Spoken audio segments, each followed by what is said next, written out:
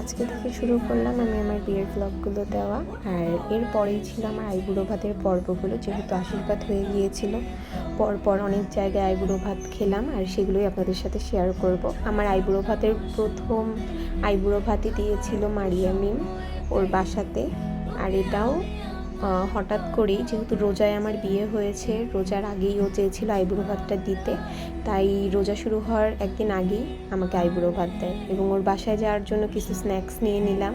সেদিন মন্দিরা ছিল, আমার সোনা পাখি ছিল। আর এখানে দেখুন সোনা পাখি এত এক্সাইটেড ছিল, সে তো পুরো দুষ্টু দুষ্টু করতেছিল। তারপর যাই হোক, আমি সুন্দর শাড়ি পরে সাজুগুজু করে দাঁড়িয়ে পড়লাম আপনাদের সামনে। আর এখন কিছু ঢং করে নিলাম।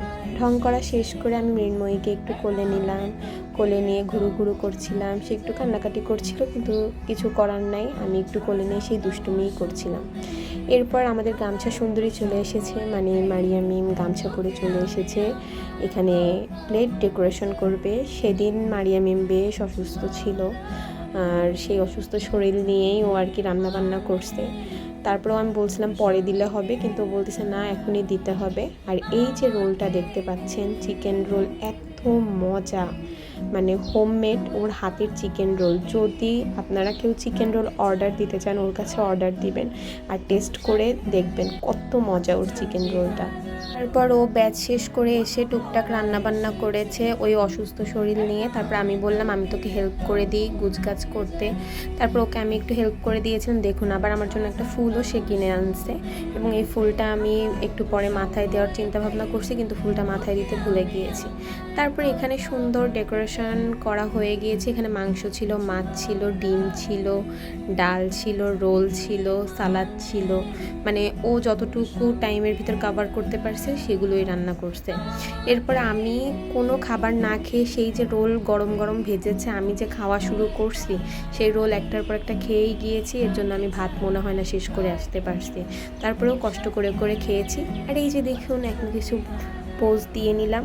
আর এখানে মন্দিরা রোল খাচ্ছে, এখন বলতেছে তুই তো অনেক খেলি, এখন আমাকে খেতে দে, তাই ও এখন রোল খেয়ে নিচ্ছে। এরপরে ওরা খাটে বসে খাওয়া দাওয়া করছিল। অপরদিকে আমি এখানে টেবিলে বসে পড়েছি খেতে। আগে মানুষের আইবুড়ো ভাত খেতে যাওয়ার সময় সবাই সাথে করে নিয়ে যাইতো, এখন ফাইনালি আমার আইবুড়ো ভাত খাওয়ার সময় হয়ে গিয়েছে। সাথে আমিও লোক নিয়ে এসেছি, কিন্তু তারা অলরেডি আমরা দেখা কারে দেখা নিয়ে আইছি। এই যে বুড়িকে নিয়ে এসেছি, সে অলরেডি ওই যে মেয়ে সমেত। যাই হোক, মজা করছিলাম, আসলে এটাই সত্যি কথা। আগে সবার আইবুড়ো ভাত খেতে সবার সাথে পার্টনার হিসেবে যেতাম, আর এখন আমি আইবুড়ো ভাত খাচ্ছি, এটা আর কি বিশ্বাস হচ্ছিল না, তাই একটু রেকর্ড করে নিলাম। এরপর মারিয়া মিম আমাকে খাইয়ে দিচ্ছিল, এরপর ওকেও আমি একটু খাইয়ে দিচ্ছিলাম, যেহেতু ওর শরীর ভালো না, ওর কোনো কিছুই খেতে ভালো লাগছিল না। তারপরেও বলছে যে দিদি তুমি একটু খেয়ে দেখো কেমন।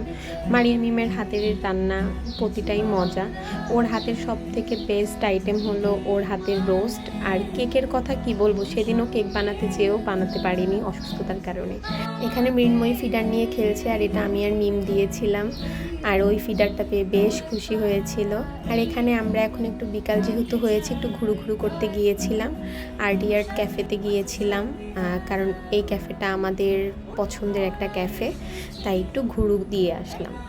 ওখানে গিয়ে খাবার অর্ডার দিয়ে মিররে কিছু স্ন্যাপ নিচ্ছিলাম দাঁড়িয়ে দাঁড়িয়ে। আর এখানে মৃন্ময়ী যদি মারিয়া মিমের সাথে থাকে, তাহলে আমার আর মন্দিরার কারোরই চিন্তা করা লাগে না, কারণ অলওয়েজ মৃন্ময়ী মারিয়ার কাছে থাকতে বেশ ভালো কমফোর্ট ফিল করে।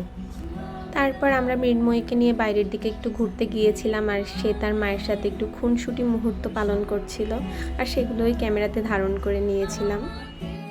শরীর যতই খারাপ থাকুক, বাইরে আসার লোভ কখনোই মিম ছাড়তে পারলো না, কিন্তু এখন সে ঘরবন্দিই থাকে। আমিও খুলনা থাকি না, সে এখন কোথাও যায়ও না।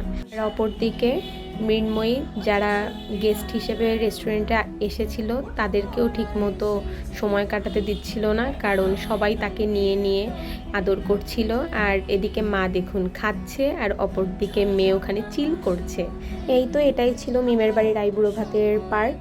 ভালো লাগলে লাইক কমেন্ট করবেন। দেখা হবে নেক্সট ব্লগ নিয়ে। টাটা।